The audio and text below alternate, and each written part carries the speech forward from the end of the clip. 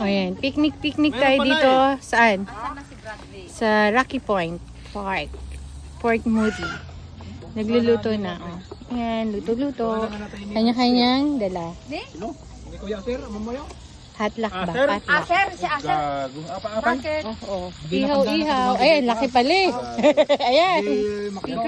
Ito, flight na. Kasi may Ano nga to? Dinakdakan? Wow, sarap.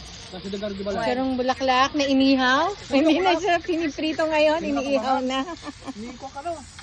Aser. Oh, ayan, ang cook, si Alex, the great. Kung gusto niyo magpaihaw ng sitaro bulaklak, kung anong klaseng bulaklak pala yan, sa akin niyo ibigay.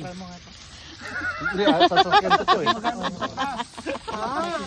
Ganun ba yun? Ganun yun? Oh, ayaw tayo. Ay, madikit. Halina kayo. Ay, naka-voicemail ni Bradley. Wala kung hindi. Bakit may plastic sa gilid?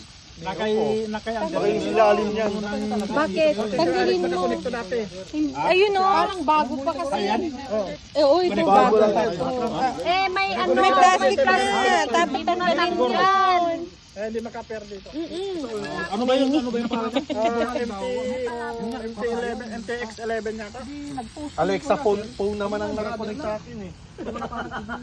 Nagkakagulo sila. Nagkakagulo sa pagluluto. Ayun, ang ganda ng araw. Alex. May mga pagkain.